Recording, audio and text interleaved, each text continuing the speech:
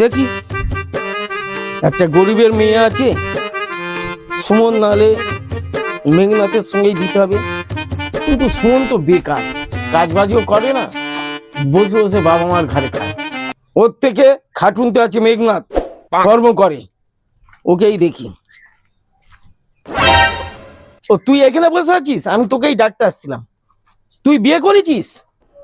হ্যাঁ দাদা, আমি একটা মেয়েকে বিয়ে করেছি। বিয়ে তো মেয়েকেই করে। ছেলেকে বিয়ে করে না, আমার বোন একটা ছেলেকে বিয়ে করেছে। তার কাটা এর দিয়েও হবে না, যত সব পাগল ছাগল তার কাটা মাল। বিষয়টা বিড়বিড় করে কিছু বললে নাকি? কি আর বলবো, তার কাটা বলেছি, তার কাটা। ও বিষয়টা, তোমার হাত পরিষ্কার আছে? হ্যাঁ, হাত পরিষ্কার আছে। কেন? হ্যাঁ, পথটা একটু চুলকে দিয়ে যাও।